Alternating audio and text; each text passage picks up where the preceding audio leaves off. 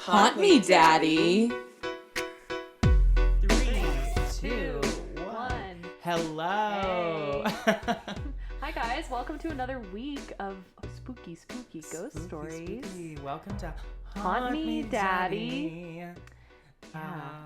Yeah. Week 2, baby. This is week 2. We launched last week, obviously, with our first episode. I hope it went well. I hope it, in editing it, I realized that William K. Brooks loves to say the words like, and so basically. But I literally say all of these things. Hi, I'm Gibson. When we were listening back, I was cringing as well. But you know what? We're new to this. We're new. We're still learning. We have been stuck inside for 6-7 months thanks to the pandemic. Basically, like months of us at home quarantining, and then we both went back to work. Yeah. So basically, all we're doing right now is going to work and sitting at home. Yeah. Eating candy, being socializing with each other. So yeah, I mean, I know a lot of people are doing different things out there, but I feel like we're basically on the same page. Of both of us are, we've both gotten tested. Yeah. You've gotten tested twice now, and you're waiting on results. But we basically we've hung out with a small group of people. Yeah. We're not going out to eat. No. Really. No. We're shopping wise is like bare minimum. We're just like not trying to do the bare minimum of being out in public. I think part of it is working. We're working with so many people. A quote unquote essential job where we've been back at work since like July. So I think we both empathize and know. What month is this? I know. It's we empathize with workers out there. So like if I don't have to bug anybody, I don't want to. Yeah. So we did this thing again where we set up. And only one of the mics worked. We're getting the hang of it, though. I think YouTube helped. Yeah, YouTube. I watched a nice little 8-minute video of this is how you do it. And my computer's so old that it won't even let me record one mic. So you're doing way better than me. I think, honestly, I need a new computer because I've had it several years now. I think this is like year... I'm going to sound like you've only had it for that long. I'm curious. I think this is year 4 or 5 with this one. Really? Yours is so much newer, and I think I got mine in 2014. I think I got this one going into college. When it came out. So it's like the old new one. Mm-hmm. You know what I mean? Yeah. No, so I need a new one for sure. I definitely also think I gave it some water damage. Oh no! From all your tears. Oh my tears, depression. No, I definitely because I used this computer when I was stage managing in college. Oh my god, a different lifetime. A different lifetime. Oh my goodness, when I was on my computer literally for hours making paperwork, and now it's like I open my computer to watch Netflix. Yes, that's the thing. Like the fact that we used to use these 24/7 for actual work and homework, research, day in and day out. I had this thing, so no wonder it's exhausted. Anyway, enough about technology. Ugh, yikes! We are releasing this episode the day before spooky Halloween. I can't believe it's already. It's gonna be a weird Halloween for sure. What are you doing for Halloween? This coming weekend, because we're doing this a little bit early. Yeah, so this would have been 2 weeks ago. Yeah. Yes. So basically, I'm about to go meet some friends. We're all staying at a cabin in Gettysburg. Yes. They're being safe. Yes, we're all getting tested before. We're all driving. We're taking the proper precautions for sure. My goodness, can we announce what happened? I mean, I guess since it's a week later. Okay. Right? Yeah. Okay, so congratulations Here it to is. my really good friend Caroline Connell and her love Anthony DeAngelis.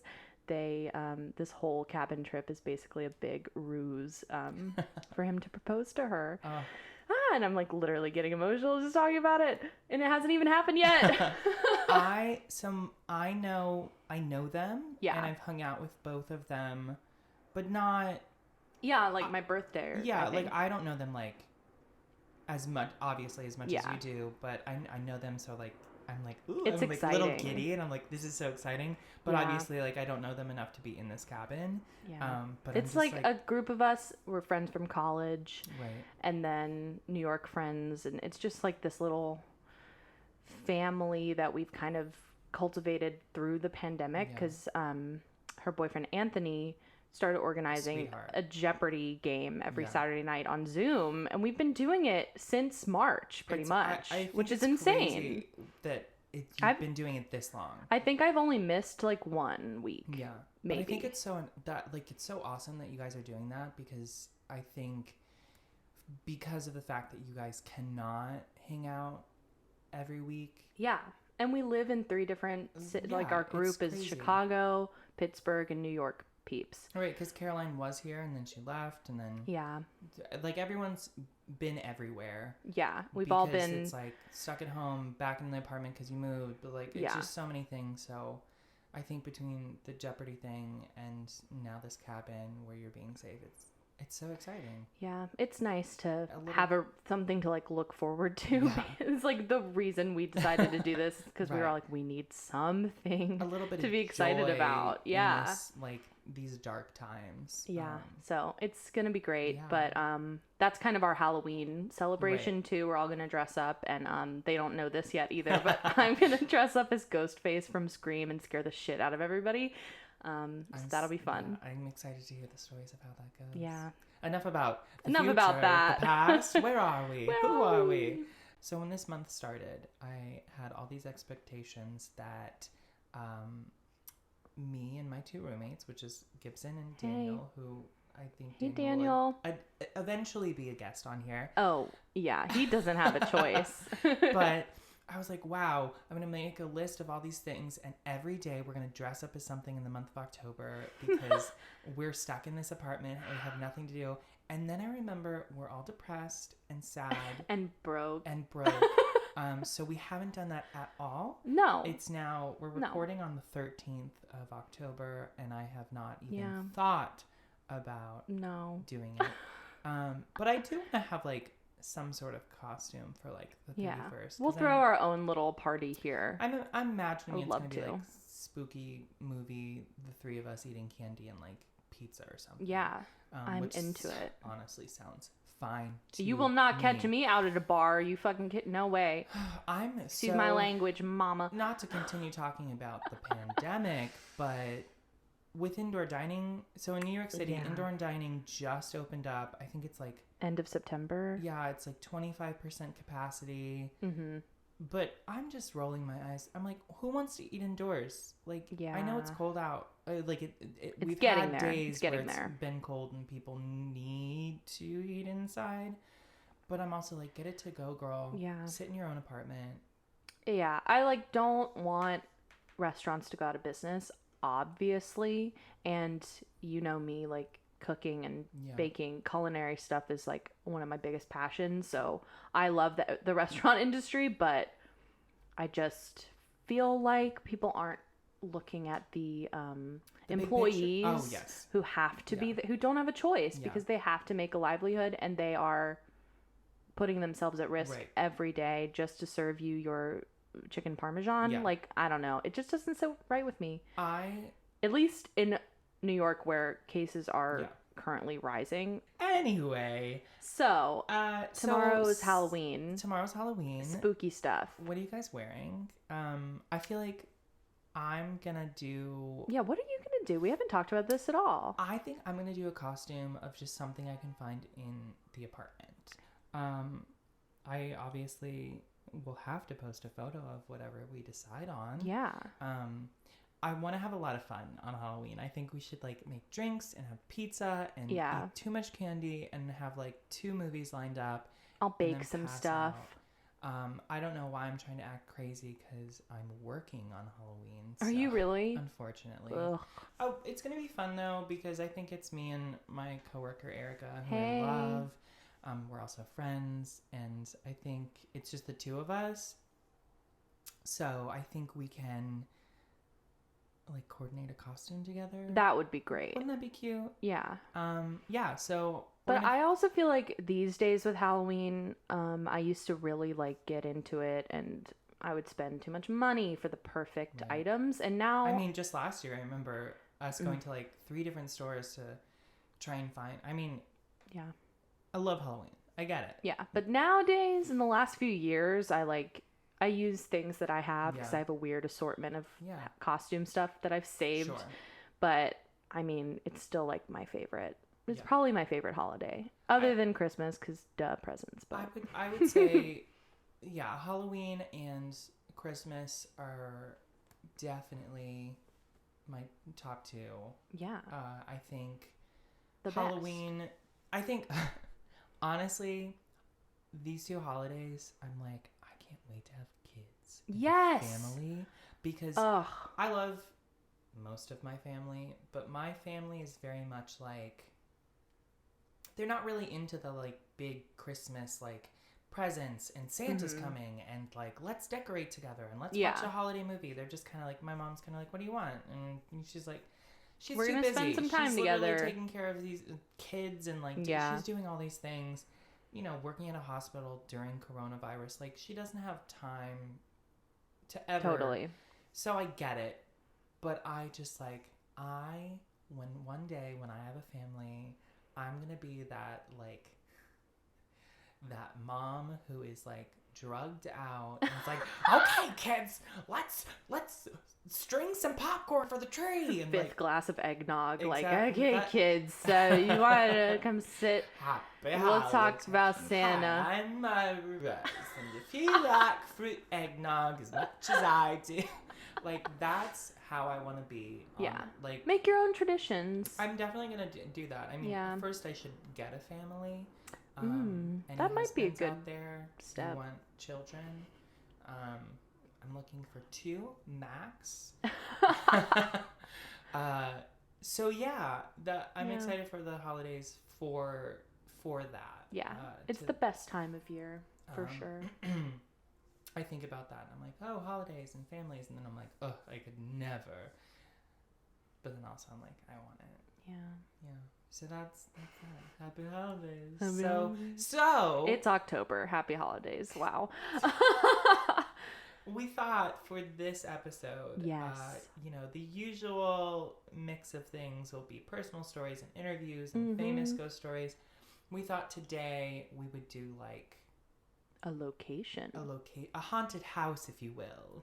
Yes. So that's kind of what we've both chosen. Yeah. And it kind of started because, last night we settled in to watch a spooky movie and we're really in the mood for a ghost story.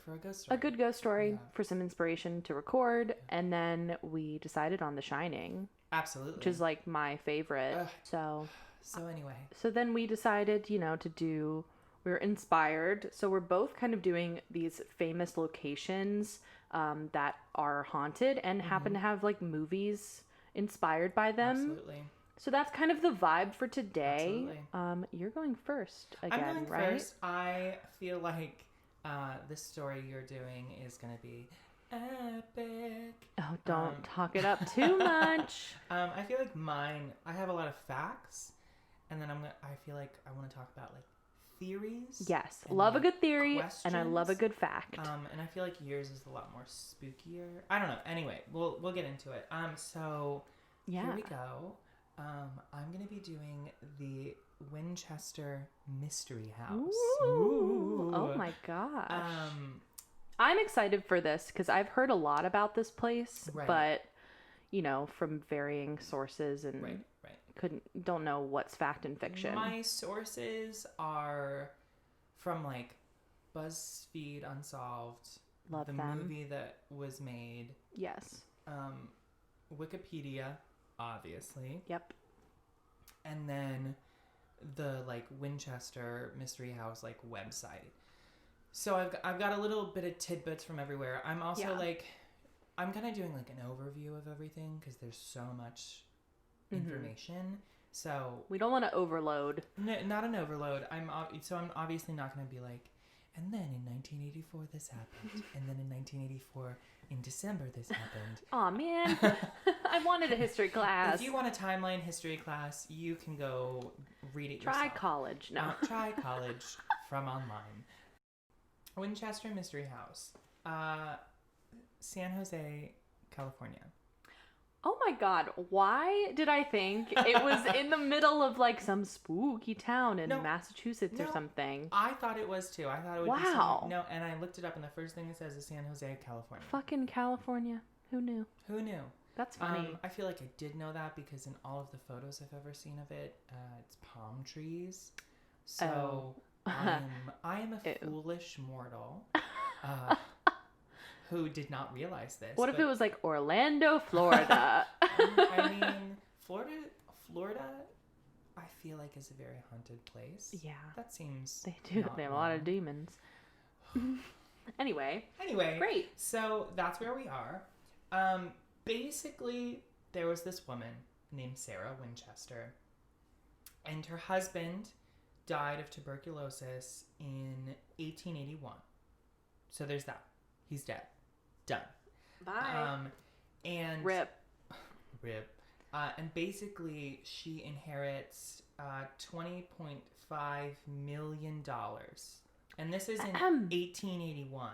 How much is that today? Do you know? Oh, I definitely looked it up. Oh, yay! It is $543 million today. Holy shikaki. So, and the reason she's getting all this money is because her husband, his family, whatever, they are the like owners, creators of the Winchester Repeating Arms Company, which is the Winchester rifle.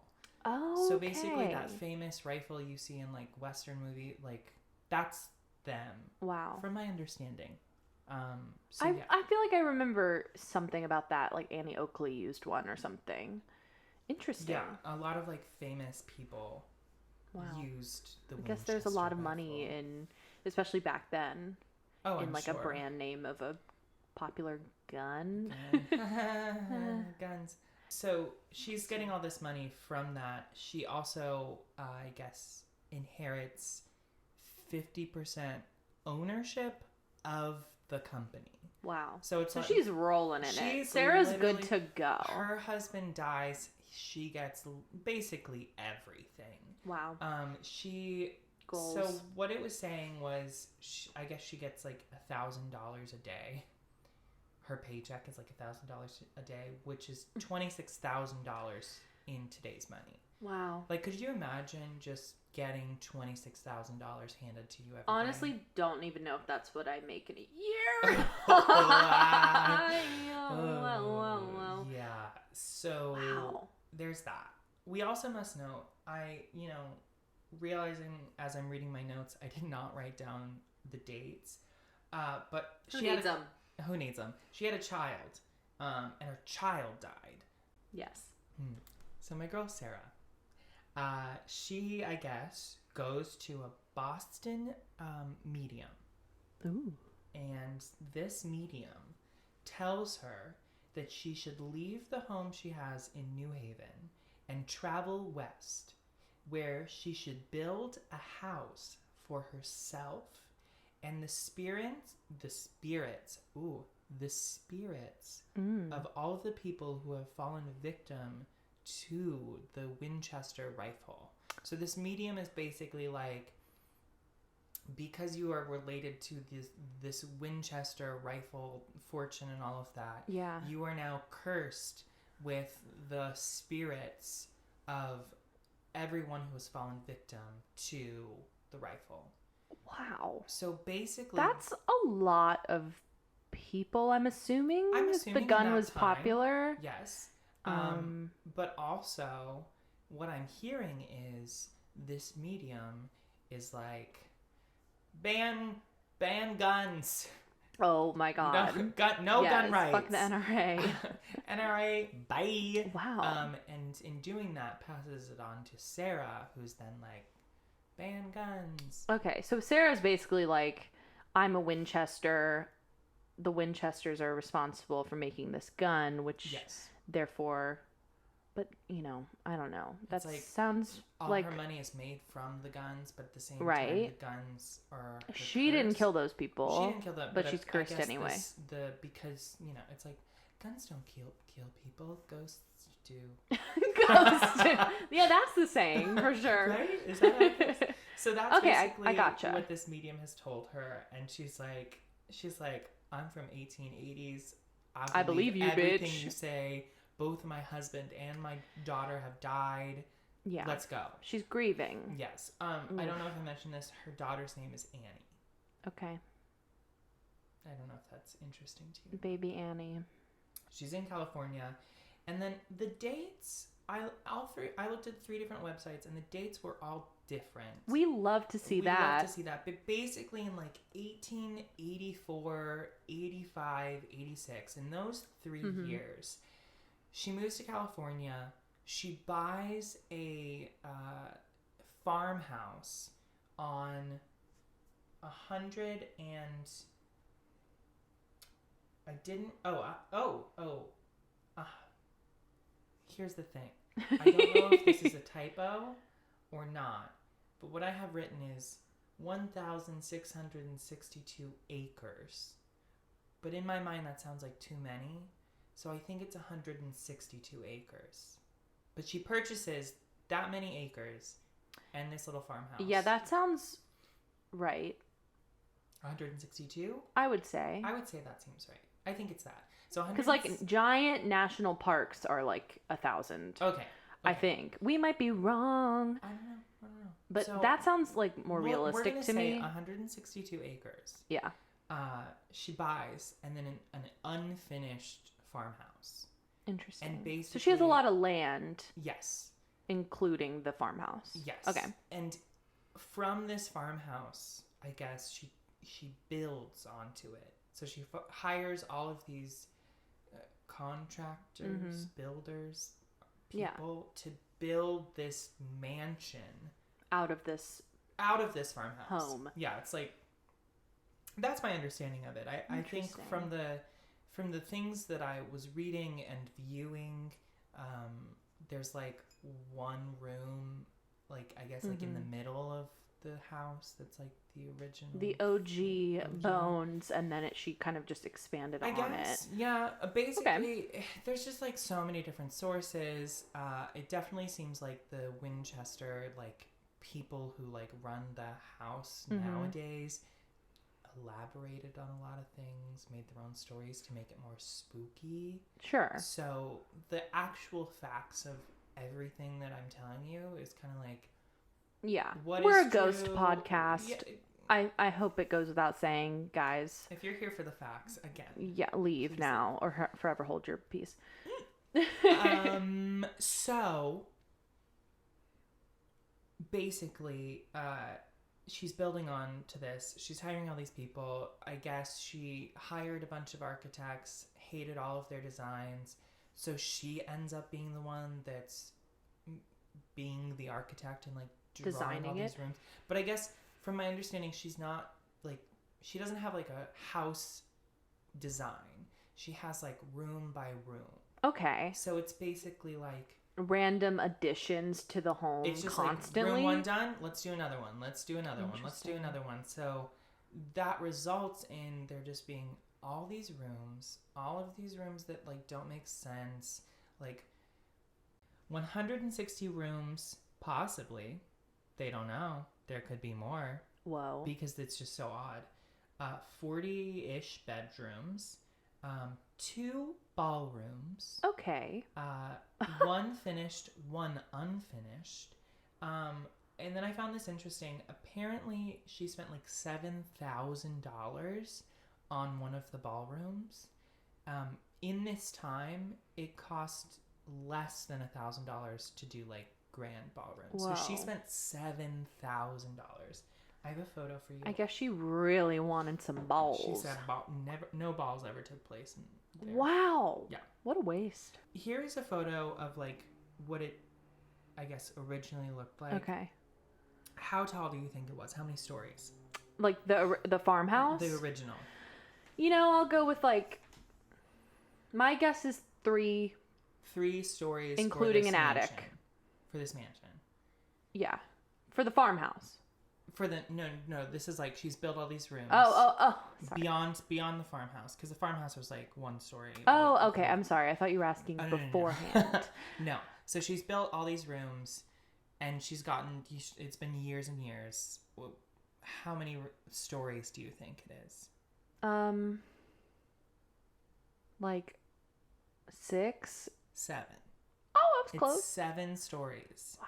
So it's like, I would say like 4 stories of like regular, and then there's like all these like these towers that are like 7 stories. So here's a photo of what it looks like, I guess, with the 7 stories. Isn't that wild? That is, it looks like a Swedish countryside resort or something. That's like remember ridiculous. This is in California. It really looks crazy. Yeah. Like it looks like a Disney World attraction. That's the thing. Which I'll have a fact coming up soon. Walt Disney apparently got his inspiration for the Haunted Mansion from this house. I was literally going to say, yeah, it looks like a fucking Haunted Mansion ride. It is. Because it just looks ridiculous. He got his inspiration from this house. Apparently, the ballroom was like the starting point of inspiration. So like if you see the Haunted Mansion ballroom and this I guess they're like very similar. So I mean, it's spooky and I don't even see the inside of it. Yeah. I'm gonna show you. I'm sure we'll post that picture on the Instagram, but the photo I have here telling you guys is the like what it looks like nowadays front of it, which doesn't actually look that crazy. Okay. So that's the front of it. It's so colorful. It's very in that colorful. image. And then here's the ballroom, which has like an organ, piano thing, and a fireplace, and chandeliers, and like side little chairs and all of that no one ever danced in. Oh, guys, this shit is unsettling. Yeah. That's a lot of brown. So speaking of brown, a weird fact is apparently Sarah loved redwood to build the house. Okay. But she hated the color of the wood. So isn't that the whole point? she demanded that they like paint all this grain and stain on it to make it look like different wood. Why? Like California redwoods? Yes. What the fuck? That's like, those are so expensive. That is what you call money. Oh my God. Remember, she's getting $1,000 a day. That's very true. And I'm sure back then, you know, like you said, a normal ballroom is $1,000. So I'm sure like an extra bedroom was like just a couple hundred, whatever. Yeah. Okay. So she just apparently, it was like she literally is not like skimping on anything. She's just like $7,000 bedroom. Wow. Or ballroom, and she's just doing it all. I think somewhere it said like Tiffany, like the Tiffany guy, glass. Who, like made this like crazy like glass sunroof. Wow. And if the light hit it in a certain way, it makes rainbow go into the entire room. Do you know what she did with that shit? That really expensive Tiffany sunglass roof. She put it in a floor that got no sunlight. Ma'am. I have a few questions. I have a lot of questions. Yikes. So it sounds like she was designing this thing with no vision, experience, Like, she had no idea what she was doing. She was just spending money as fast as she could and doing the damn thing. I love a good guessing game. How many fireplaces do you think were in this house? You said 40 bedrooms? 40 so I'm trying to get an idea. Okay. 30. 47 fireplaces. Oh, no. That they know of. Because again, this is all, there's like a bunch of like sealed off areas. Right. Which I'll explain why they're sealed off. So they don't know. Like it's like, I guess they're like still finding things. Yeah. Now this is where I got confused because it says 47 fireplaces and then it said 17 chimneys. So are like fireplaces connected? Yeah, I think that they can be connected and like into one chimney. Okay. I assume that would make sense because I think I think that happens a lot. I guess like, if there's like a giant, think of it like a giant. If there's like 5 floors and like we all have fireplaces. Yeah, they're all just going to be connected. Yeah. That makes sense. Yeah. Okay, well there's 17 of them. So. I'm sure that's how it was structured because you can't have 47 chimneys. Like I think your house would literally like I think so. blow up, fall down, whatever. Probably. But what do I know? Like Sarah, I'm not an architect. Ooh, girl, I don't know. Don't haunt me.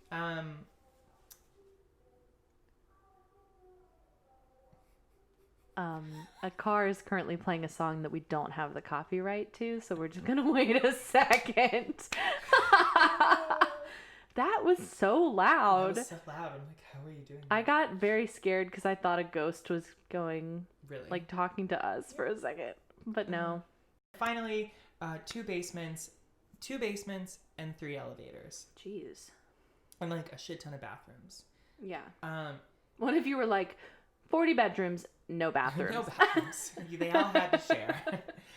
So that's basically like the general facts about this house. Is like it sounds fucking crazy. And then apparently there's just like secret passageways and staircases that lead to nothing, and there's just like trapdoors, secret passageways, skylights in the floor, spiderweb windows, staircases that lead to no. Like it's just ridiculous. Like nothing. Like a fun house. It's a fun house basically, and I guess the whole point is this woman, Sarah, is building all of this for her and the spirits. Yeah. I was about to say, is there a why? Or is it the curse? Is she just think that... When I was reading it, from what I'm reading, and then we started watching the movie today. Yes. It seems like in the movie their explanation is each ghost gets their own room.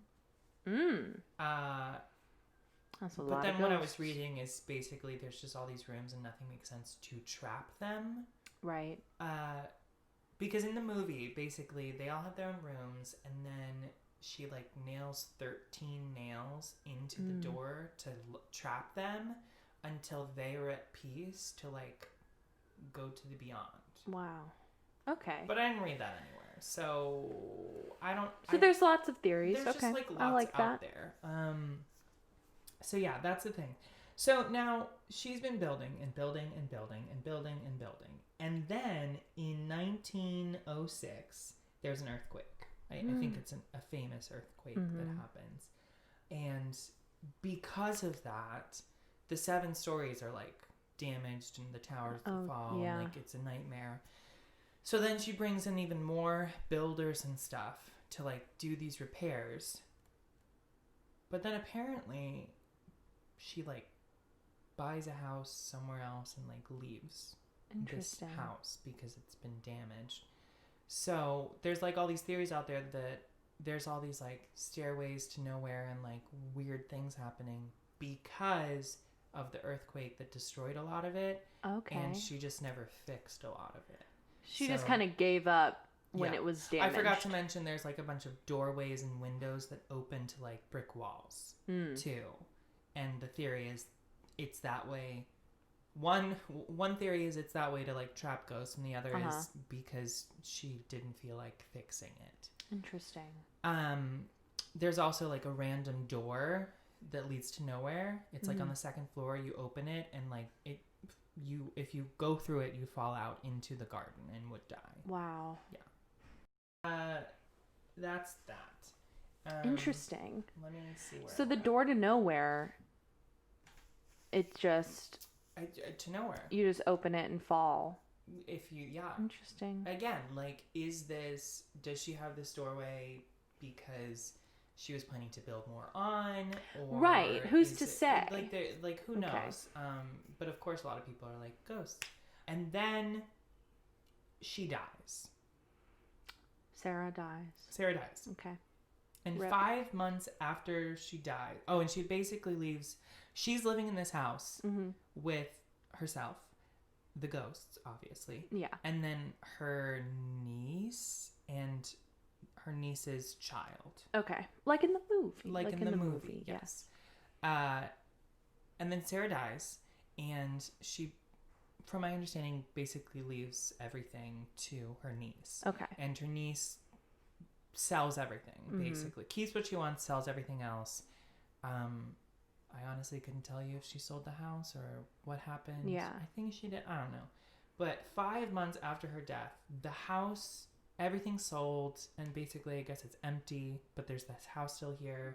All the acres are sold, and I don't know when the acres were sold and how they were sold off, but as of today, the house and like a few things surrounding it is all that's left, and it's like 4.5 acres. Okay. So like we're going from like 162 to 4.5 acres, which is basically the house and like gardens. Yeah. But basically in 1923, the house, 5 months after her death, the house is open to the public. Tours are starting to happen. And then there's obviously all these acres around it, and those are turned into the Winchester Gardens, where people can basically come and like have picnics and things like that. Oh. So that's kind of like nice. what happens, and then it like eventually closes, and then it's just the house, but then it turns into this, like they put like wax figures, and there's like a wax museum, and then there's like a gift shop and a diner, like all of this stuff in the house as a haunted attraction, essentially. Exactly. And then like things close, they open things, blah blah blah. Obviously, this house is a fucking mess. So it's like people are continuing to come in to like fix it because it's a nightmare. I wouldn't want to be in charge of upkeep of some shit like that. Like how much money is that? But I guess like if you have to pay for like touring, I'm sure it's like they're getting the money. That's kind of like the general. That's the house. Wow. In pop culture, Haunted Mansion. Yes. House of Suns, Vanishing Point, Earthquake Weather, Fallout 4, and American Horror Story are just a few examples of movies and books and video games that have used this house as a location in it. Oh. Yeah. So do you know if American Horror Story filmed there for something, or was it just an inspiration for like Murder House? Or? I don't know if they filmed there, but I guess in like the newest season that just happened, it was like a location. I don't know if they filmed there. What was the recent season? It was like. Am like I the worst? Thing, 1984, is that right? Yeah. But like I didn't watch it, and then apparently they left for some. It wasn't very good. Oh, I don't. I was just curious. 5 minutes after she dies, it opens to the public. But when she dies, it says there were 36 years from that small farmhouse to this Victorian mansion. The construction, and apparently it was like 24/7 construction for all those years. It stops. Wow. Because she dies. Yeah. Can you imagine the noise? I get annoyed when there's construction down the street for 2 days straight. Can you imagine 36 years? I guess. Do you think her niece just was like, ah? I guess she did have 162 acres, so probably no one cared because there was no one around. True. True. So that's what happened there. It's now basically a museum with haunted tours. Wow. This Halloween, they're doing a flashlight tour, which I'm sorry. No, ma'am. I mean, it sounds like it would be fun, but turn the lights on. I would be afraid of getting lost in a place like that. Right, well, the house was designed like a labyrinth. Ooh. And I'm like, I would just get lost. Yeah. And then in the dark, and then your flashlight stops working, maybe? What the heck you do? So that is the Winchester Mystery House. Wow. That's basically the facts. Now I'm going to tell you a little bit about the ghosts. Yes, ghosts. That's what I'm here for, baby. Oh, absolutely. Haunt me, daddy. So, Haunt Me Daddy, the ghosts of Winchester House. So we all understand that the ghosts that are supposed to be there are the ghosts that the victims of the rifles. Okay. Here's the thing. I didn't find any facts about ghosts who fell victim to the rifle. Okay. So there's that. What I did find was apparently a lot of the ghosts seem to be the workers. Oh. The servants and the butlers and the maids and the cooks and the construction people that used to live and work at this house. Okay. So the big one, the one that I found on every website, is this guy named Clyde. Clyde is my best friend's name. Clyde That's is so funny. A ghost. Wow. The whole time. The whole time. So he's this guy named Clyde, a mustached man, sometimes seen pushing a wheelbarrow in the basement, and then repainting the fireplace in the ballroom. Okay. And when tours happen, guests have been like, wow, we love the actor who was, doing, because they thought it was an actor. And I guess the people working there were just like, we don't have actors. Ooh. I just got a weird chill. Right? Now, ew. Do you want to see a photo? Oh my god. Of Clyde? Do I? Yeah. Is he hot? Is he single? Is he? So he's here's dead. the general photo of these people who worked at the mansion. Cuties. And this man right here, on the very end with the overalls, is Clyde. Oh my god. Okay. He really looks like so many dudes just walking around Williamsburg. Hear me out. Hear you out, hear me out. He's a hipster. Is Williamsburg just haunted? Because I feel like every time I see photos of people walking in Williamsburg, and I am in Williamsburg, I'm like, you all look like you are pale Victorian children. Yep. With your overalls and your hat and your mustache. Where's the lie? Wow. Where is it? Clyde's a cutie. Clyde's a cutie. Clyde, he's just trying to keep the place looking good. The idea that, we've talked about this last week of ghosts going about their daily routine in a loop is very interesting to me. So that is ooh. Not to be rude, but it must suck. Yeah. You die, you're a ghost. And you're painting You're something? painting the fireplace every day. I'm like, girl, you're pushing a wheelbarrow? I'm like, girl, no one's using that fireplace. Take a break. Take a break. So that's Clyde. And that's about all we know about Clyde. So he's one of the biggest heavy hitters. That's the only one that I saw that was named. Wow. Obviously, remember, research-wise, I was using Google. And we love it. I watched the first 30 minutes of the film. Yeah, we did turn off the film. So we did start the film. I think it's just called Winchester. And it stars beautiful Helen Mirren. Oh, thank you. And what's her face from Succession? Oh, Sarah Snook. I think it's an Australian movie. Yeah, it was an Australian. And the guy that's in it is I don't even know who he was supposed to be, honestly, because the movie was a little confusing. But he's in the new version of Pet Sematary by Stephen King. Okay.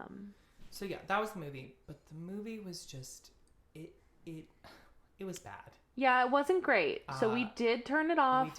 About half an hour in. Yeah, because then we turned on BuzzFeed Unsolved for research. And I was more entertained in that 20-minute episode than I was in the first 30 minutes of that film.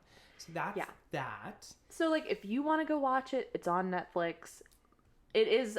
There were a few jump scares. If you're into a good jump scare that really is for no reason, you'll like it. Yeah. But it was a little confusing. Oh, great. A little. I don't know. I was just kind of what's happening? Why? What? Basically, the premise for the film is that this doctor is sent to this house that was sent by the rifle company to basically determine if Sarah is insane or not and needs to be like, removed. And I was like, okay, that makes sense because she is building this house for ghosts and like that's a lot of money. But I was kind of like, where are we going with this? What's happening? Yeah. Basically, I guess the third floor of this house is the spookiest because that's where like most of the workers at this house, their rooms were. Okay, so that was like the quarters. So workers. Apparently they just hear a lot. Like when you go on the tours and you're on the third floor, it's the spookiest because it's the quietest. Apparently you can't hear any of the other tours, and then you just hear all of these spooky things happening. Yeah, it's apparently supposed to be spooky. When you go and visit it, you might see a ghost. You might feel. Apparently there's like hair tugging and someone tugging on your dress, or you're like. There's just all these spooky things. The classics. I don't think there's anything that's like someone got hurt or someone felt handprints on them. Like there's nothing crazy, but there's that. So that's the Winchester Mystery House. Wow. What are your thoughts? I mean, look, I watched the BuzzFeed thing with you, and you know I'm sure they've done Ghost Adventures or some shit there. Oh, there's like a million people who apparently like Houdini went there at one point and was like, ghosts aren't real, and then he was like, I have so many questions. So like, it sounds to me like a place with you know, a lot of history of tragedy. Yeah. And this woman was clearly troubled. Haunted, I don't know, but it definitely sounds like a place that has a lot of mystery to it. So I'm intrigued. I don't know if I'm convinced. I feel like a lot of it was built on fear. I think also with it being so weirdly built that it's like if you walk into a building that has a lot of weird hallways and stuff, like obviously you're going to be a little spooked. That's my thing is the environment, the story, the weird, you know, fun home kind of aspect of it would freak anyone out. So it's kind of one of those things where it's like, are there really ghosts, or are you just paranoid because you're in a weird place? I think the rifle, like the spirits of those victims, I feel like I don't believe that. Yeah, that one's hard for me to go with. I think maybe like the medium who told Sarah this information, like maybe she had a family member who fell victim to a rifle, so this was kind of a possibility punishment for Sarah and like her family, or like her revenge. Yeah. The ghosts I do think that are in this house are the workers and like the people who passed and like spent so much time, like that was that I can get on board with. And Sarah herself haunting the place, absolutely she spent so much time there. So that's kind of what I think the ghosts of this house are the workers and Sarah. Yeah, because she truly you know, kind of trapped herself in this place. It would make sense that her, you know, she never finished the house. She had unfinished business, literally. Right. So it would make sense to me that her spirit would not be able to move on from this place she spent her entire life. That's what I think it is. Wow. That's I'm on board with that. That's my theory. I would love to go. Like, just to see it. It's one of those things again where I definitely feel like I could stand outside and look at it, but I just like I would love a tour in the daytime. Even that, because like if you think about it, like all those houses are like with that dark wood. Yeah, it'd be so dark. True. Even if sunlight comes into it, it's so dark already that I'm just like, even if it's like 9 a.m. True. I feel like it's gonna be so spooky. So that is the general overview of the Winchester Mystery House. Ooh. There's, I think, 2 different movies out there. There's the one about the house, and then I think there's another one that's more like fictional, that has a lot more like, and these are the ghosts. Right. Then there's a million books and TV shows and video games and things based off of it. I think it's haunted. It is definitely haunted. There's definitely ghosts there. I feel like if we did go, I feel like we'd feel something. But I think it's a great example of, our goal for the week, doing a location. Like, I feel like it's a perfect example of a place that has a life of its own. Absolutely. Wow. But yeah. Very cool. Very cool. I learned a lot. I wish I would have been a little more spooked by like some of the stories, but I think most of the story, I don't think there was any evil there. Which is kind of nice. Which is kind of a nice change. Yeah. So yeah. Wow. Great job. And that's that. Fantastic. Thank you so much. Wow. I think we're going to go from California. Where are we going to go? To Colorado. Oh, what could possibly be in California? Well, both of them have legal weed. What possibly could be in Colorado? I know, guys. What do you think it is? Well, we talked about The Shining earlier. Yes, iconic. And we were watching the movie last night. Yes. One of my favorite movies of all time. Especially, like, if someone asked me what's your favorite, like, spooky movie, it would definitely be my first answer. But,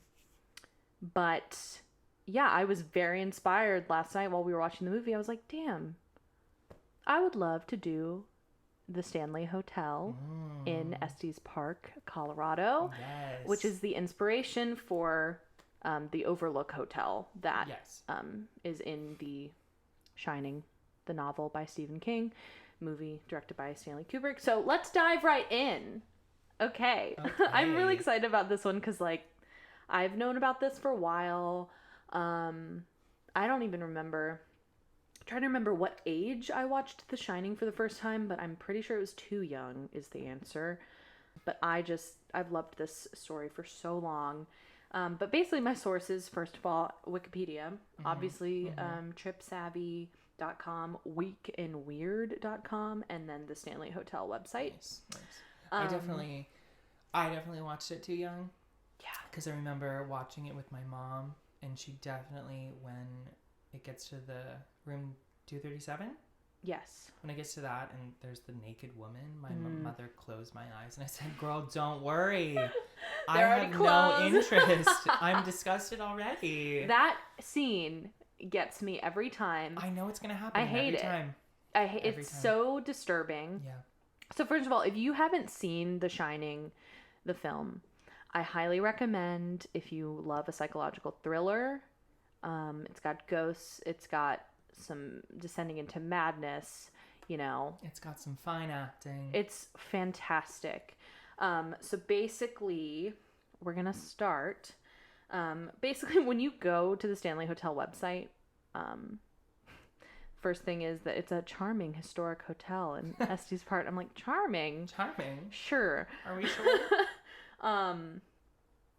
But so it's like an hour north of Boulder, if that means anything to anyone out there. Oh, it's only an hour? Apparently. Interesting. Yeah. Well, you say that because I don't obviously, know. I know the film anything. is like, based on a book that's stuff is made up. Quite, yeah. But in the movie, he's like, yeah, it only took me 3 hours, and they like were living in Boulder. So it's a fictional town. Yeah. I think it's, the town is Sidewinder, which is not real. And they've made it a point to say King came out and said that it's not an actual replica. Yeah, it's not a straight comparison. It's just based.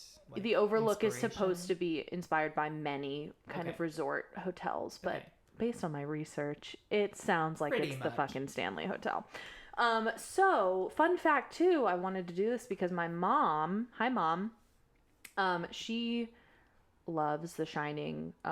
When she was in law school, and I've told you this before, but when she was in law school, her brother bought her the book, The Shining, to kind of like help her have something to distract her from all the studying. And she said she'd be up late in her room or in the library in the dark reading to take her mind off of things and be so freaked out. So she would always be really freaked out, and it reminded her of her ghost encounters as a child. Yeah. Kind of brought back all these memories of, being invited to play. Come play with us. Yeah. So, and then a few years ago, she and her friend went on like a hiking trip. They did the whole, like a big trail of the Rocky Mountains, and they stayed at the Stanley Hotel one night. So I was like, yes, I'm gonna do this. Some background, The Shining was published in 1977, and then the movie came out in 1980, and then it was...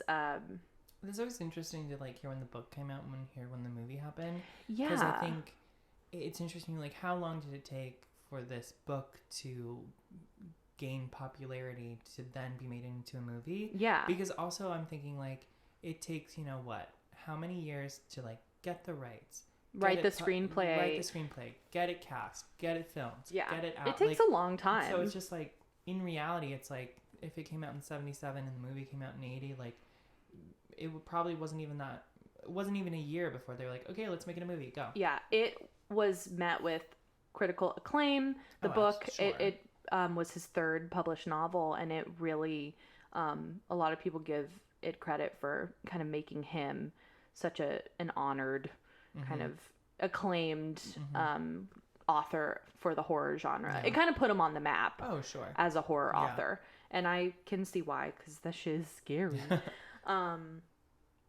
So the movie did very well too, and it was featuring Jack Nicholson and our girl. Hello, I'm Shelley Duvall. Screaming. Shelley Duvall, which we love. Shelley is my queen. I definitely last night, as we were watching the film, kept looking up videos of her saying, Hello, I'm Shelley Duvall. It's just so funny. And we were talking about Halloween costumes. And yes. you mentioned I should just be You should Shelley be Duvall Shelley. Because I've got a bathrobe. I've got, like, I could do it. We have a knife. You got a bathrobe. Got all of it. I think, I'll buy a $5 wig I love from it. Target, and I can be support Shelley. it. I just think it's so funny. I love that so many people have taken that. Hello, I'm Shelley Duvall, and like there's remixes. It's icon. Look it up. Maybe we'll post a repost or something. Yeah. But her saying it, it's just iconic. It's hilarious. What a gal. She's great. So yeah, starring those two. So there is a quote from the book that kind of is very interesting to me. Any big hotel's got scandals. Just like every big hotel has got a ghost. Why? Hell, people come and go. Sometimes one of them will pop off in his room, heart attack or stroke or something like that. Hotels are superstitious places. I'm like, that is so true. Like, hotels in general, it doesn't matter how nice it is to me. It can be, a rundown motel or a fancy place. It's creepy to think about how many people have been there, what's gone on there. Yeah. So much history. I would hate if I were, let's say, a ghost and my tragic end was in a hotel. I want, like, the Overlook Hotel, or I want, like, a dirt cheap hole-in-the-wall hotel. If I died and had a ghost story and it was like, and he was at the Holiday Inn, I'd be like, are you kidding me? The Holiday Inn? I'd be like, ooh, so spooky, the Holiday Inn. Some basic place. I'd be like, Red Roof Inn. I'd be like, ugh. Yeah, at your Days Inn in, like, Jacksonville, Florida. Right, some random like, place. No. I need spooky. Like, that's true. And this place is spooky. So I'll show you a picture, actually, while we're getting started. Obviously, the one from the movie. What is that hotel? Is that a real hotel that they used? They used multiple locations. So I thought that I was wrong, and I assumed they used the Stanley Hotel, but they did not, actually. Let me see where I have that. So, yeah, it wasn't used in the film, unfortunately, but the exteriors for the Overlook were supplied by the Timberline Lodge in Oregon. Oh. And then they did interior sets at Elstree Studios in the UK, and then a few, like, another hotel in Yosemite National Park. So they use, like, a bunch of different locations, which makes sense, I guess, considering I don't think the Stanley wanted to be fully associated because people would be scared. Absolutely not. Because I'm sure, like, yeah, nowadays it's like, ooh, tourist attraction for, like, this ghost place. But at the same time, it's like, yeah, but we've got 100 rooms that need to be filled by families. We can't. Yeah.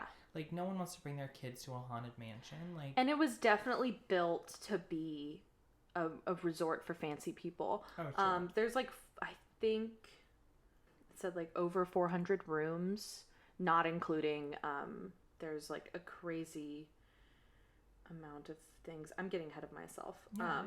Okay. Basically, the hotel served as inspiration for Stephen King when he and his wife stayed there in the early 70s. They stayed there when he was, like, in desperate need for some inspiration for his novel, because he was writing one about something and he was like, this just doesn't feel right. So he, like, a bunch of locals, when they were living in Boulder, told him about this great, amazing hotel resort in Estes Park. So they tried it out, and basically he had quite the experience. But I'm just going to go back a little bit. Okay. So a little history. It was built between 1907 and 1910. It's huge, so it took a long time. But this is the Stanley Hotel. Oh, wow. Wintertime and then summer. Oh, wow. That's actually gorgeous. It's very pretty. It's, like, white with this gorgeous, like, red roof. Yeah. I definitely... Red roof in. Mm-hmm. I definitely would want to go there. Yeah, it's stunning. No, it was based. Yeah, it's huge. It's stunning. It's in the middle of the Rockies. It's got these gorgeous views. Yeah. It's insane. Like, I would want to stay there. And when my mom went, she said that it was really stunning and amazing. Sure. And incredible and all that stuff. It's in the National Registry of Historic Places now. And it was built by Freeland Oscar Stanley, which sounds like he should be a ghost. He probably is.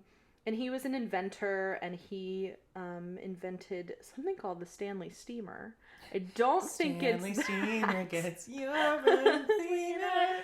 But it opened on July 4th, 1909, as a resort for upper-class Easterners and a health retreat for sufferers of pulmonary tuberculosis. Okay, automatically, that makes me think, one... Creepy. But two, it makes me think of that one crazy lady who, like, opened, like, her health retreat place and, like, basically was, like, starving people.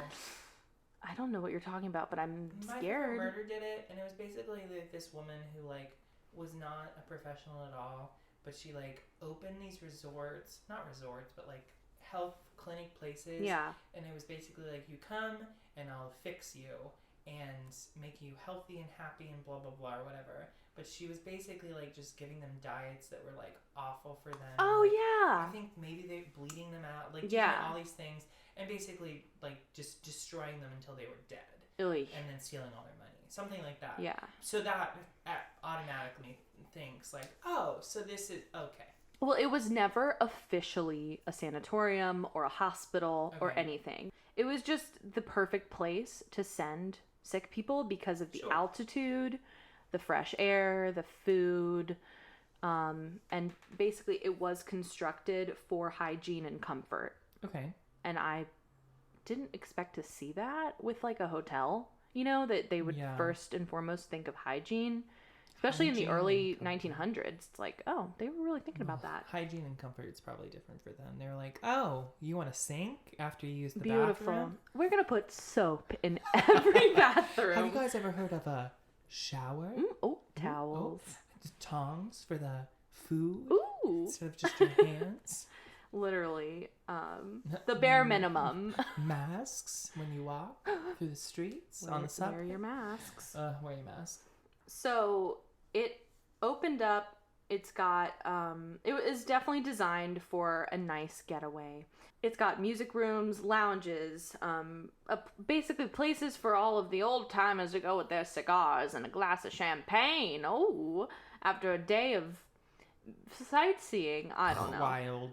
There's a concert hall. There's billiards rooms. I mean, it's got everything. Got everything. It's got an underground cave system. I'm going to stop you right there. I'm going to stop you right there. You're telling me Stephen King had the opportunity to write about caves. And he didn't. And Apparently, they were a way for the staff to move about, like, from one end of the place to the other, you know, so that, especially in the busy months, so it's like Disneyland. Sure.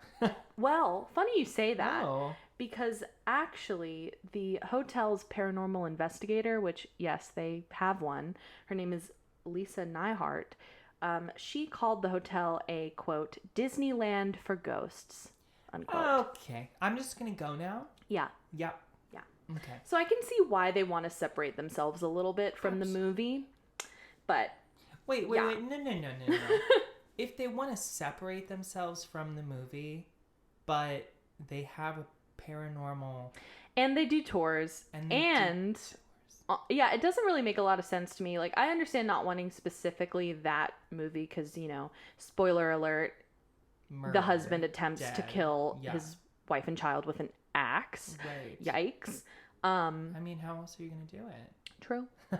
But the website, you go on the Stanley Hotel website, and it shows you, it's like pretty typical, it shows you the different style of rooms that you can get, you know, junior suite versus like master suite and, you know, different levels. And then it includes spirited rooms. They're literally called spirited rooms. And they're, it says, quote, Stanley Hotel features a variety of rooms with high paranormal activity, including the famous Stephen King suite 217, the ghost hunter's favorite room 401, as well as 407 and 428. These are among our most requested rooms. Availability is limited. So you're advertising. People can probably, I didn't check the prices, but I'm assuming they're pricey. Especially if they're in like limited availability. Right. You're advertising these paranormal rooms, but you also stopped giving as many ghost tours. They only now do like a certain amount, but they used to do full-blown paranormal investigations all the time with like a big team and all this stuff, but now they just do their typical nightly, like, ooh, like, let me show the guests around, like, spooky, you know. Interesting. So it's interesting, their approach. Like, I get it, because I would see that and be like, hell yeah, I want to book that room. But I don't know, it's very interesting. So a little more history. In 1911, there was a tragic incident. There was a gas explosion, which resulted in 18 injuries. Okay. And nobody died, but I think it was mostly staff. And there was really only one serious injury. And I'll get to that a little bit later, because there is a ghost who is allegedly a housekeeper that was injured in this gas explosion. Okay. Yeah, parts of the building were wrecked, but it wasn't that serious, but it's definitely there's some tragedy, you know, and there's conflicting stories about it. Like, all the newspaper articles about it at the time had conflicting facts. Oh, I love that. And numbers of injuries. So it's just kind of weird. Like, a lot of the history is kind of not, can't be proven, which I find odd for a hotel. But anyway, I feel like with public places like that, though, if like all the information is like, well, this says this and this says this and this says this, it kind of gives the hotel room to be like, I don't know. Yeah. I mean, might be haunted, but we don't know what happened. Like, yeah. It gives them room to kind of like reset and be like, no, I mean, no one has an actual date. So like, did it really happen? Yep. I don't know. Totally. That's like my thought on that. It's a little weird. It has a smaller hotel attached called The Lodge that's now a bed and breakfast that's off limits to the public. So I think the only way you can like see it is if you book it, I guess. Do you know what I mean? Like, you can't just go see it or do tours, which I find weird, and I couldn't find any more information about it. But I was like, what? So this bed and breakfast that's attached to the side of... It looks like it's like detached, it's on the grounds, but it's like its own little like house, and it looks the same, like the same coloring and everything, but it's like a little baby bed and breakfast. I'm like, that's cute, but why is it off limits? Weird. Why is it off limits? And then also like, why, like, just... It's fancy. This is a fancy place. So they have like a less fancy thing. I know. So the lodge, they had planned to use that to stay open for guests while the main building was closed in the off season during the winter. Like the movie. So the Stanley Hotel also closes for the winter, much like in the film and the book. Yes. And I'm sure they have caretakers much like Jack too. Could you imagine? Spooky ooky, like no concept, thank you. Great. The execution, deadly. Yeah. So yeah, and much like in the movie they talk about, they don't get a lot of guests that are into winter sports, so they're not open.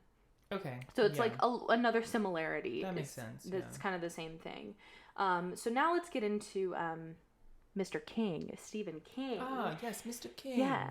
So that's just kind of context for where we're going. So he and his wife, people recommended them go stay there for some inspiration. Apparently it's beautiful, blah, blah, blah. So they go in the wintertime, and when they're checking in, all the other guests are checking out. And I'm sorry, but at that moment, I guess unless I'm a horror author, I would say, no, thank you. I don't want to stay here. They were the only guests. The only guests staying there. Okay.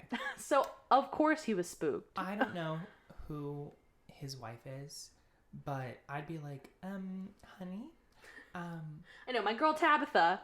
Her name's Tabitha. I'd be like, hi, my name's Tabitha. I would like King, to not. And I'd like to not do that. I'm going to the beach. Thank you. Literally, I would be running for the like, did they not Rocky ask questions Mountains? Like, oh, everyone's leaving. Maybe. Yeah, he said that everybody was leaving. They were the only ones there, other than the staff that was there, and they would eat in the dining room, and all the other tables would have the chairs like on the table. Oh, no. So it'd be like creepy, like looking closed down.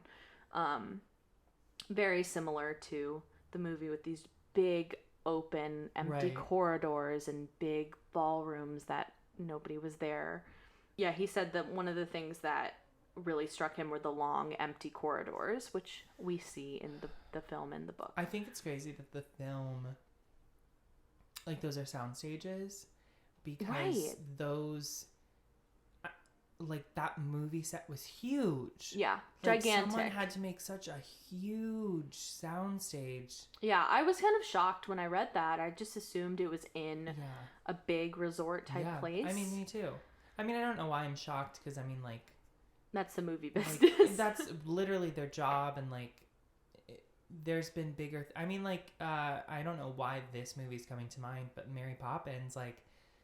That the street that they lived on, and like all this, like, that was just a sound stage. Yeah, but it's crazy what they can do. But it's just, I'm just like, oh, like they were able to give the sense of this huge cavernous space in like an artificial sound stage, which is pretty amazing. And it just like goes to show that Stanley Kubrick was really able to capture the eerie vibe.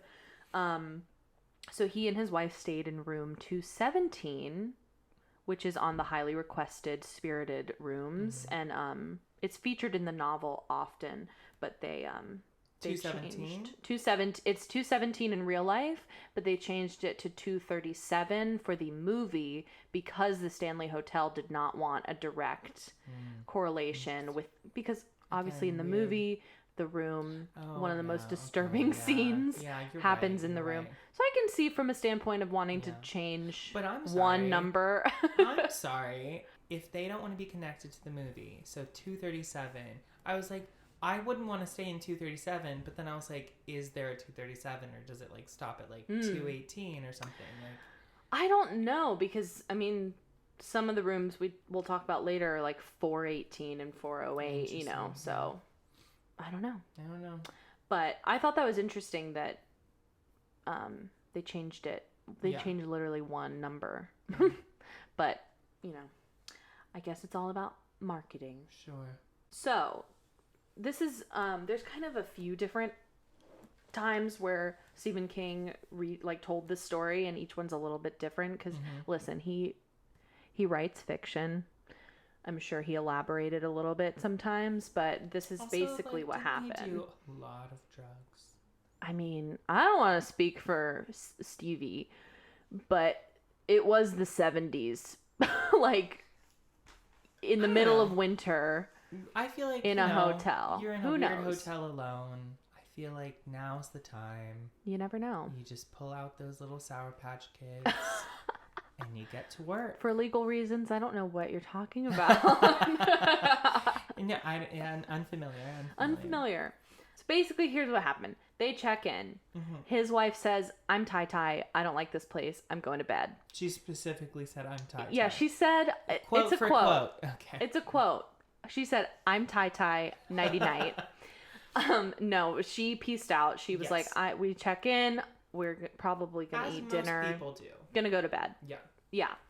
So then he didn't want to go to bed, and he was like, I love this place. What are you talking? This is my jam. Yeah. I'm a creepy guy. So he roamed the halls. He went down to the bar where drinks were served by a bartender named Grady. No. Yes. Okay. I found that out. I was like, oh shit. That's a lot. Proof. Yeah. That this is inspiration for him. Because in the movie, Grady is, I think in the movie he's a bathroom attendant, but he turns out to be he was like several different things. Axe murderer. He had drinks or food or something in his hand, but then he was like in the bathroom and then, and then apparently now he's a part, like just all of the above. He's an important part of the story. Absolutely. Later on. So basically he walked around, wandered the halls by himself, getting inspired, getting freaked out. Right. And he went back to his room feeling, he said he felt fired up by the remote location, the size, the isolation that he felt being there. And this part, I was like, oh shit. So then when Stephen went into the bathroom to get ready to go to bed and all do his thing, he allegedly pulled back the pink curtain for the tub, which had claw feet, and he thought, what if somebody died here? At that moment, I knew I had a book, is what he said. So I'm like, what? That fucks me up. I mean, like, there's a reason it's so iconic. I just, like, I'm shook. Yeah. Like the fact that he had these specific moments that then we watch. We see, on screen. Like, the bathtub scene is so... It deeply disturbed me as a child. I still you saw me last night. I was like, no, thank you, covering my eyes. So that was pretty cool. And I wrote that bathtub bitch in my notes. She is quite the... She's iconic, you know? She's iconic. Quite the transformation. We were talking about last night when we were watching the film, because she's the, like, moldy bitch. Yes. Is, like, sitting in the bathtub in that water naked. Iconic. For literally, I'm just imagining filming that scene. They did it so many times. Yes. The water was probably cold. Oh, it was freezing because they probably warmed it up. Hello. And then they were like, oh, sorry, it's cold now. If you haven't seen the movie, I apologize, but just...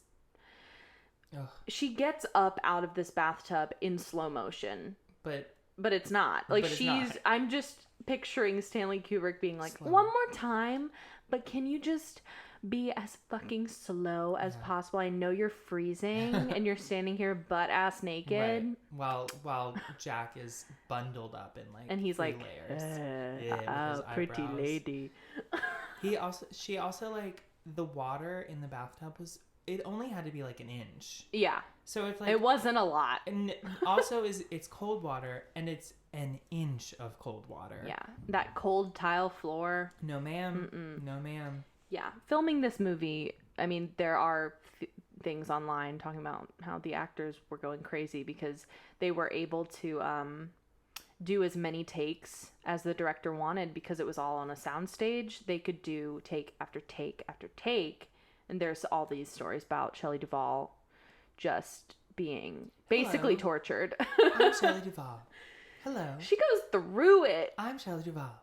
They just made her do that for 10 hours straight. Hello. I'm Shelley Duvall. The bathtub thing happens, so he goes to bed that night. Okay. And he has one of the worst nightmares of his life, where he dreams of his 3-year-old son running through the empty hallways, looking back, screaming in terror, being chased by a giant fire hose. Interesting. Which I feel like, I haven't read the book, but I'm pretty sure that's part of the book. I feel like the movie obviously had to leave things out, but I think in the book there's a fire hose and there's like more ghosts, and I think in the book the maze from the movie is like a lot bigger, and it has like statues of animals is a big part of the book. They come out like there's more stuff that's obviously just didn't make the cut. Yeah, it's a huge book. Sure, so I'm sure that would make sense if we knew the book more. Yeah.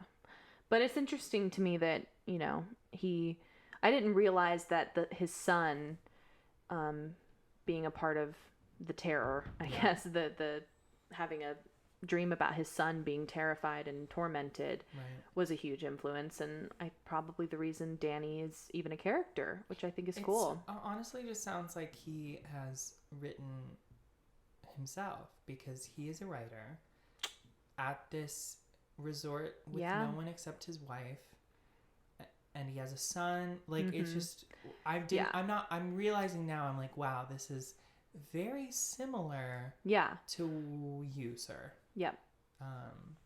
Interesting. And his name in the book is not Jack, it's Steven. No, I'm kidding.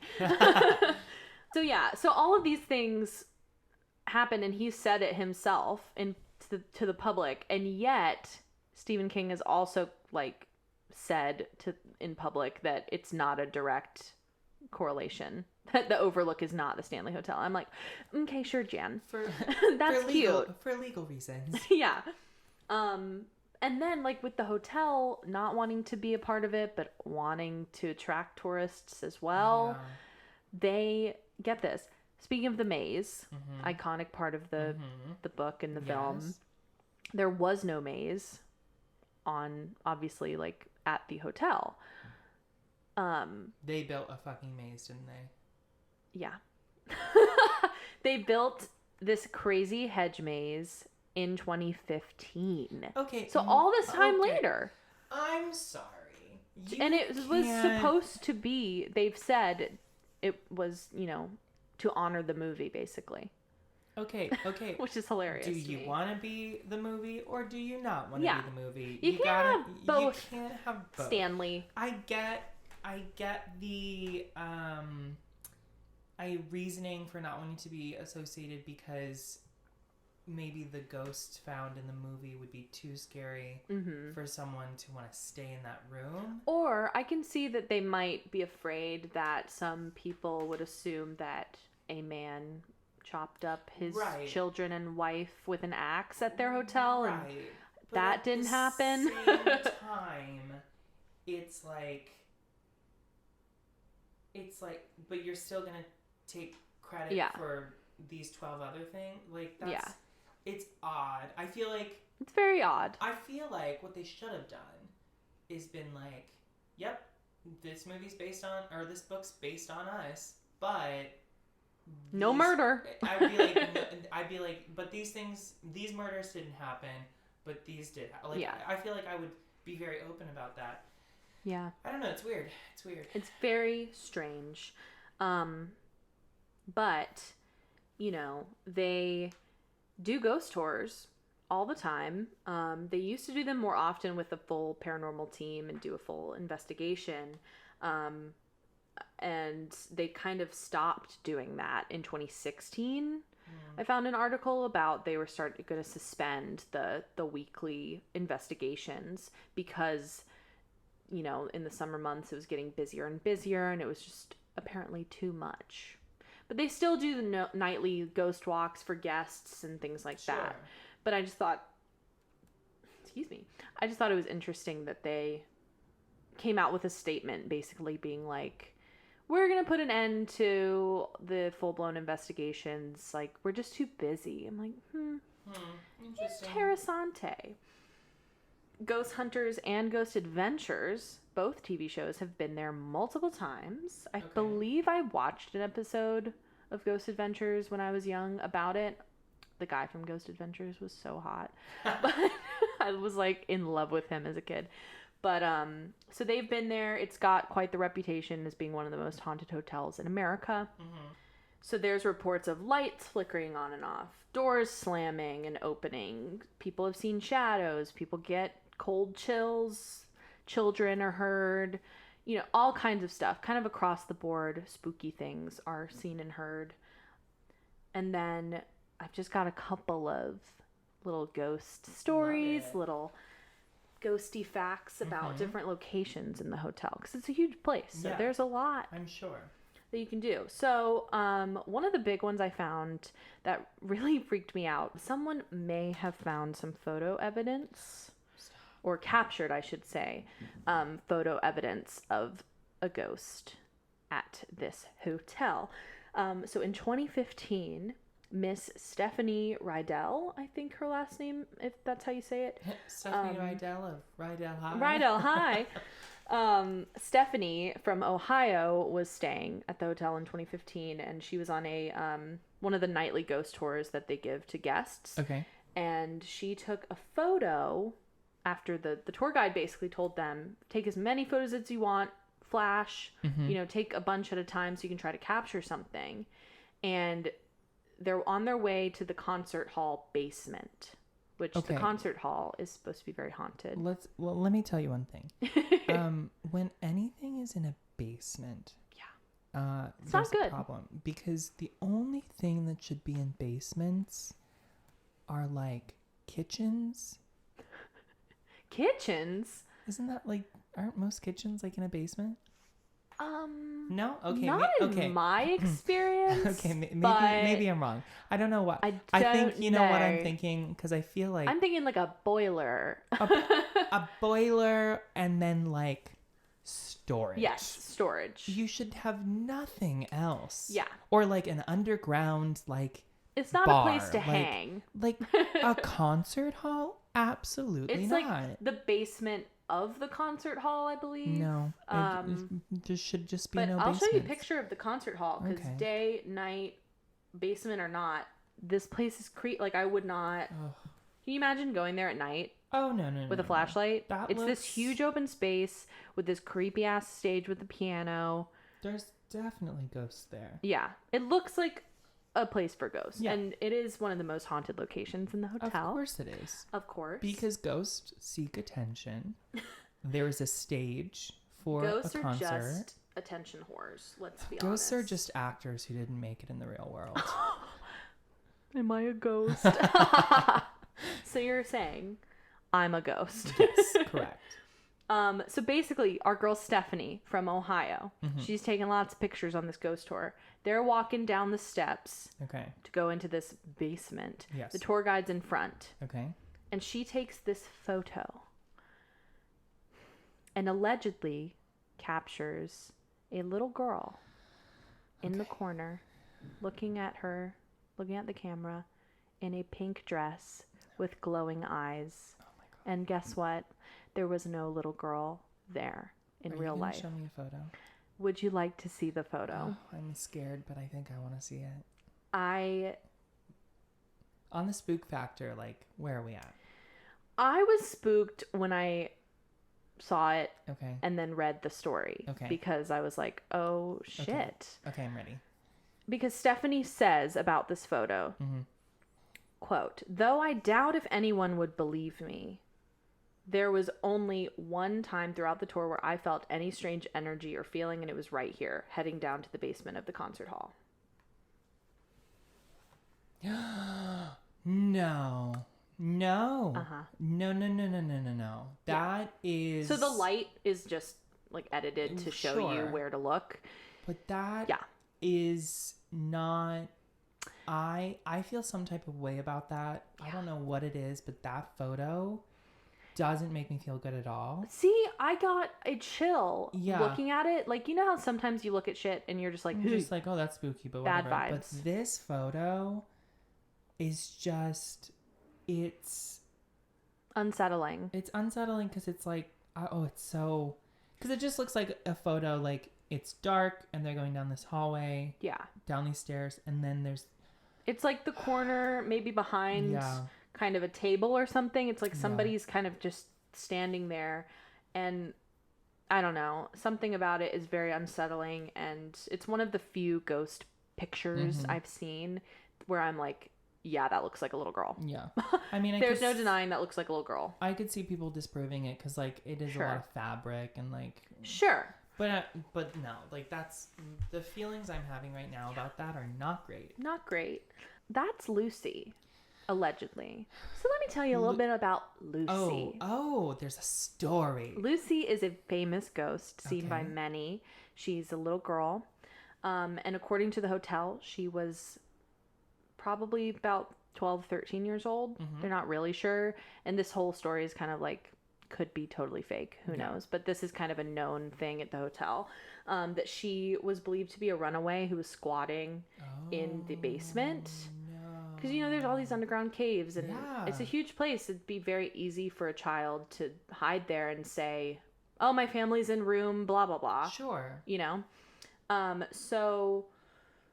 they don't have an exact like year when they think she was there. It's just kind of like, you know, an outfit like that. Yeah, long time ago she lived here and wasn't supposed to be here. I'm gonna be honest. I saw that photo and the first thing I thought about, and maybe it's just because we just did watch the movie, but the first thing I thought about was the twins. Yes, and because their dresses are blue, right? Yeah. I saw that and I said, that's just one of the twins with a pink version of the dress. And that's, people say that maybe she's an inspiration for the twins, and that look of the little girl in the hallway just standing there. Ugh. Yeah. So apparently, maintenance men went to survey the basement, you know, to get ready for some construction, and they stumbled upon Lucy, and she was forced to leave.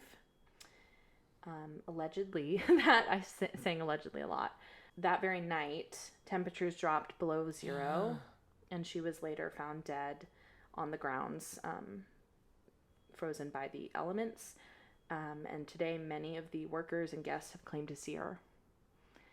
Seeking revenge on the maintenance men who killed her. Yeah, if it's true, it's terrible and so sad. I personally believe it just because... I mean, it's believable. It's believable, like, with finding out that it's not that far from Boulder, like, there's too many things that I'm like, no ma'am. It's very possible, too. I mean, a child who's a runaway squatting in this place that has all these hidden tunnels and huge rooms. She's a genius, because, like, you're like, where can I run away to?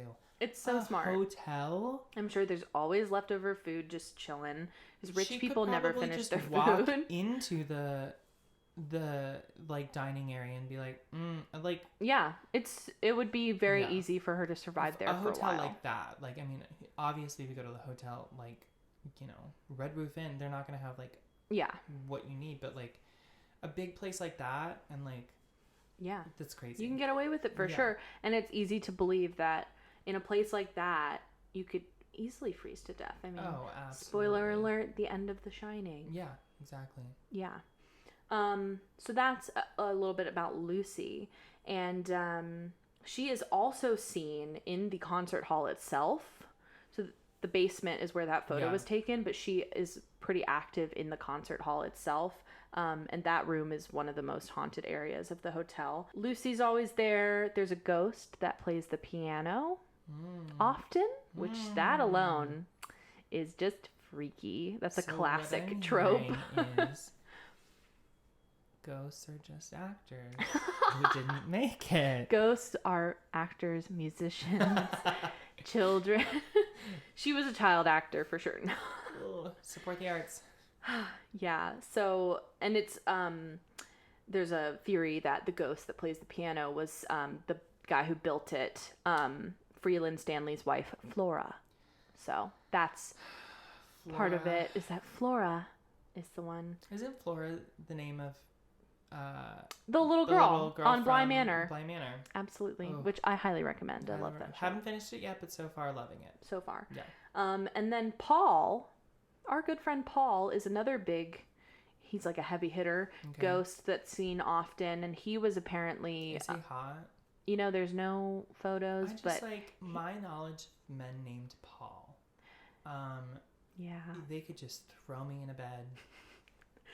Shout out to CFC Professor Paul Rolfs. I don't get that reference, so... I'll show you a picture of him later, okay. Baby. If you're listening, hi. It's just a fact that he's hot, yeah. Oh, he is hot. Okay. Oh, yeah. No, he's hot as hell. Men named Paul. I mean, you know, I'm sure there are men out there named Paul who are not. Yeah. But Paul Rudd. Hello. Of the Pauls I know. Yeah. So I'm assuming this ghost Paul is very attractive. We'll just say he's a hottie, but it doesn't really sound like it. He's a hottie without a body because he's a ghost. It sounds like he was kind of a crotchety old guy, because he was, he's been referred to as a jack of all trades at the hotel, which I was like, Jack. Is his name Paul or Jack? Ooh. What is his name? Apparently one of his jobs was to enforce the curfew. There's an 11 p.m. curfew for guests, apparently, for certain areas of the hotel. So now... I was trying to say, I was like, I'm sorry, I'm paying how much money to be in this hotel, and you're going to tell me I have to go to bed? Like, I think it was more like kids playing around in the concert hall after hours type of thing. But, because I'm sure, like, they have, like, less employees in the evening. Like, their shift ends, so it's like, they can't have as many people... Exactly. Running around to make sure people shut it down. Yeah, they shut it down. Shut it down. Okay. So now it makes sense that a lot of guests hear a man tell them, get out of the concert hall. That just gave me shivers. Yeah. People have felt a nudge, like someone pushing them towards the exits. No. But apparently get out is heard all the time in that area. Get out. And stay out. Yes. He fucks with the lights a lot. Apparently, he'll like fuck with people's flashlights. He'll turn the lights off on a tour. He what? Ooh. Just thinking about Paul. Ooh. Thinking about Paul's. Yeah. So that makes sense to me. I'm like, okay, that makes a lot of sense. That the curfew guy is like, get out. Okay. I don't love that. It's a little spooky. Little spooky. Okay. Paul. So, that's Paul and Lucy. Paul and Lucy. Their new sitcom's coming soon. Paul and Lucy at the Stanley Hotel. And then there's another she's in a specific bedroom.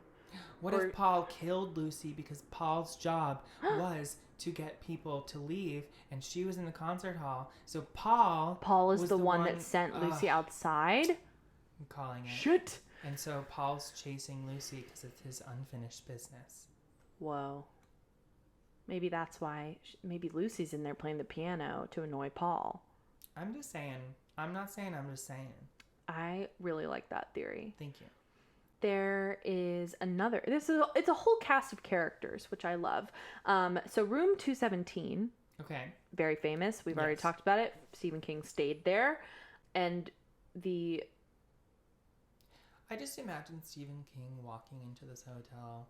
In my mind, he's always slightly drunk, but like in a fun way. And he's like, "Hey, I got right. Spookiest room. My name's Stephen King," and they're like, Who? And they're like, Stephen King, you know? I'm the it guy, you know? The it guy. Yeah, exactly. Funny. And they're like, give me a spookiest room. And Tabitha's just like, honey, Stephen, I just want a regular vacation, Stephen. Our honeymoon was in a haunted mansion, and now, can you imagine? No. So that's how I imagine that. Well, that room is also said to be haunted by a Mrs. Elizabeth Wilson. Okay. Who was a housekeeper who was injured in the gas explosion in 1911. Ooh, okay. And she apparently was like cleaning up in one of the rooms, got blasted, and broke both of her ankles. Which was apparently the worst injury reported was someone broke both of their ankles. And I'm like, I've that never sucks. broken an ankle before. I've twisted an ankle before. But I just like 2 ankles. Both. And you're a housekeeper? Like, that would fucking suck. Workers' comp all the way. Girl, workers' comp. Ooh. Yeah. Okay. So she's one of the ones, and apparently she was working there in 1911. Yeah. And apparently she's very old-fashioned and she messes with the guests a lot. People have reported items being moved around or hidden, luggage being fucked with.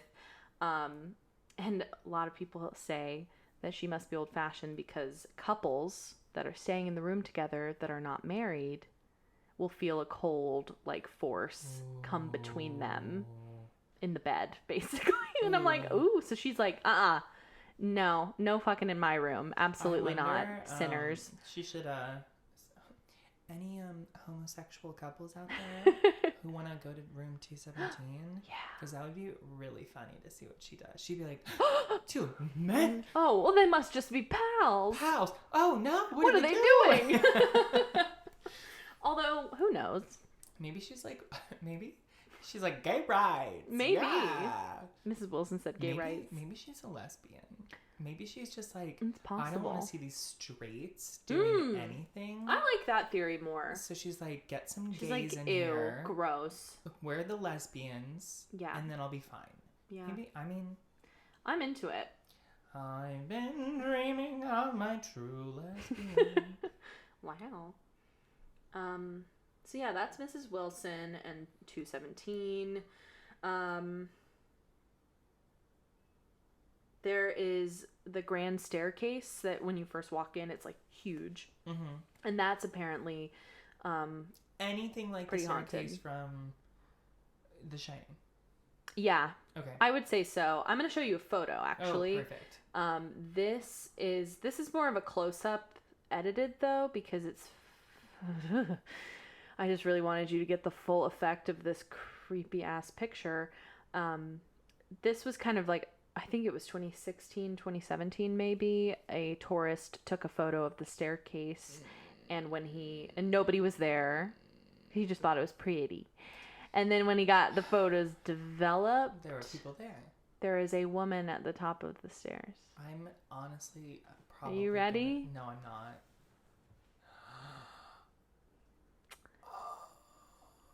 I'm scared. To me, it looks like a nun? Yeah, or like an old-timey staff outfit, like maid outfit or something. I feel like I'm looking at this photo and I thought it was a nun at first, too. I thought it was a nun, but the maid makes sense. But I'm looking at this photo and I can't stop looking. And I'm just waiting for that photo to her to jump out at me. I'm literally terrified. It's also, really scary. That's not cute. Why would you take a photo of that? I guess. Well, it's creepy. You know, creepy. It's creepy. I do think about how I went to Washington D.C. with my family when I was young, and we had several disposable cameras, and I feel like I took a lot of photos of this statue and us standing next to this thing, and then my stepbrother and my brother both had a camera, and the photos they took were like this bench and a window, and I was like, what are we doing? What are you guys doing? Blank space, just an alleyway. There were all these photos that I was like, this is worthless, because I was really into scrapbooking. Oh. So I scrapbooked all these photos, and I was like, what am I? This is garbage. I was like, this is unacceptable. This doesn't meet the theme. This doesn't meet the standard. Wow. So yeah, just a couple more little things. The 4th floor is apparently very, very haunted, and it's you're super brave if you want to try to sleep there. It used to be an attic kind of storage, but there were some rooms and it was mostly women, children, and nannies would stay there. So one of the big things is that the sound of children laughing and running is constant from the 4th floor. And in room 428 on the 4th floor, you it's really, really hard to book because it's like the highest highly demanded room other than the Stephen King room. And people hear footsteps above them and furniture being moved around and kids running up and down. But apparently it is physically impossible for people to be above doing all that because of the slope of the roof. So, yeah, so that freaked me out, where it's like you're at a place and you're like, all right, I'm in a hotel. It's, a busy time. Someone probably has their kids running around the hallway upstairs. They're being annoying. There's nothing. And then you hear that it's physically impossible. Goodbye. The worst part for me about this room is the ghost that appears in this room is a friendly little cowboy who appears at the foot of your bed. Like a gay cowboy? I don't think it's like Village People. I think it's more like a child in a costume or something. Oh, so that's worse. Maybe. Although now that I'm rereading it, it just says friendly cowboy. So maybe it is like Paul. Maybe it's Paul. His name probably is Paul, though. It's probably Hot Paul the cowboy. Hot Paul. Wow. So, yeah, that's pretty much it. As far as things go, there's way more, but I didn't want to get too much into it because I feel like we already have like 3 or 4 hours of recording. Like we've been here for a minute. But yeah, that's basically it. That is crazy. Those photos. It's obvious that I'm seeing this and I'm like, wow, a lot of this is based. Yeah. The book is based on this. Obviously, but I hate all of it. Yeah, I didn't realize how closely it influenced everything, but it makes total sense. Yeah, and I am definitely convinced that it's a haunted location for sure. Definitely will never be staying there. See, we are different. I want to go so bad. I know you want to do these things, but the thought of that is just terrifying. It also looks gorgeous. Okay, we talked a lot of shit today, but the Stanley Hotel, I love it. I would love to stay. I highly recommend if you're ever in Colorado. I could go for a day trip. Walk around in the maze, walk around outside, go inside to eat, and then I'm going to hop back in my car, I'm going to drive to Boulder, and I'm going to stay at a Holiday Inn. All right, circle it back to the Holiday Inn.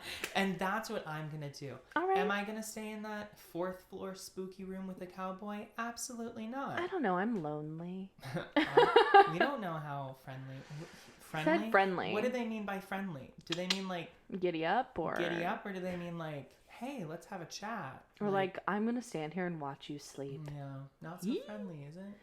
Yeah. So But my question to you, after hearing all this, we've watched the movie. Yes. Do you think that maybe because the movie and the book are so popular and well known, that it kind of influences guests and makes people paranoid and might make them see things they're not really seeing? I would say that I think the mind does a lot, tricks us a lot, and bringing it back to the Winchester House. Yes. There's a lot of accounts that the building of it and how it's all so odd is a lot of the factor in making people freak out because you're used to 4 walls and a door, and you go into a hotel or a spooky house.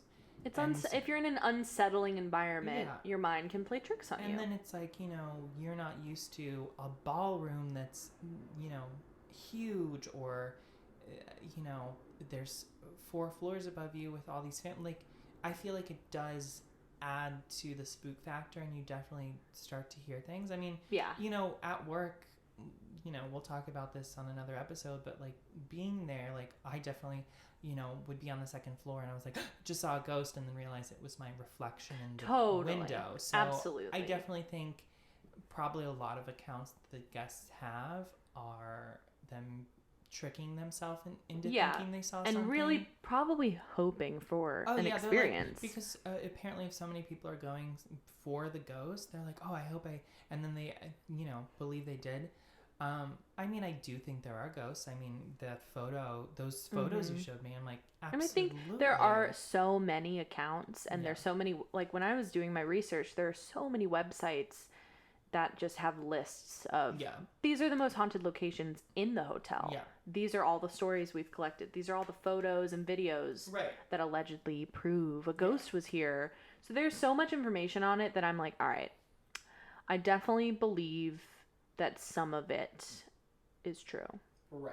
For sure. Yes. But I do think, I think it's important to remember the, that pop culture can influence a ton. Absolutely. I do think it is haunted. Like, absolutely. But at the same time, what is real and what isn't? Yeah. And I guess you can't know that unless you go. And, we can't know. We can't you know have for a great sure. time. I'll be there for lunch, and then I gotta go. I'll FaceTime you at like 3 a.m. with me and my friendly cowboy boyfriend. Oh my goodness. So yeah, that's the Stanley Hotel. Crazy. Wow, great job. And The Shining. Thanks. I love that. I loved doing research on this one because it's like, yeah, it's just so interesting There's so to me. much to... And it's cool because it's open. It's a popular place. People go and stay all the time. So if you ever go and stay, or if you have a story about either of these places, please let us know. We would love to hear. I definitely know. I didn't do the best research because there was just, again, so much. There's a lot for both. Like, I feel like we both tackled pretty big boys. heavy hitters. Maybe one day I'll circle back and like give you a better version. But wow, this was crazy. A great episode. I had fun. I'm definitely spooked. I need to like order a pizza and like watch something lighthearted, non-spooky related. Yeah, because my between The Shining last night and Winchester this morning and Bly Manor the other day. Yeah, I'm just like where because I'm sure there's a ghost in this apartment. Oh, I looked it absolutely. up. I looked it up, and I don't know if you've done it before, but New York has a website of all of the like photos of, you can like look up your street and see what it looks like in like 19010 or something. Ooh. Like 1910. 19,010. And I looked up our street and it was here, and it was so weird to see. And wow. And then I was like looking at like, when was this building built? And I think it was like the 20s or so. Like it was a long time ago. And then like looking at like, it sold this time and this, and I'm like, ooh, I'm like, a lot of history. I'm like, people have died in this building, 100%. For sure. 100%. I mean, I killed that guy last week in our bathtub, but just kidding. We're gonna cut that. You're so funny. So yeah, that's cool. I think. Well, that's it. I think that's all we have. Again, thanks for listening. Make sure to go, if you're bored, write a review, like some things, follow us. Please let us know if you have a ghost story or a haunted place that you love, a personal story. Let us know. We'd love to hear it. We'd love to get any ideas as we what we should talk about. Like, grow our podcast and like get things going. We need to get interviews and things like that. Yeah. And, we've got all of our friends, but if there's anyone out there that's like, I've got a story, and we want new friends. Hey, we're so lonely. Yeah. We just made our Instagram. Yes. So make sure to go follow that. It's Haunt Me Daddy Podcast. Woo! So at Haunt Me Daddy Podcast. Haunt Me Daddy. And then I think that's about it. Yeah, we will see you next week for more spooky stories. More spooky stuff. Have a happy Halloween. Yeah, be safe. Absolutely. Dress Wear your up. mask.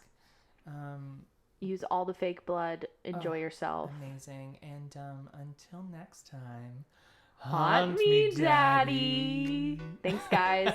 Bye. Bye. Hello, I'm Shelley Duvall.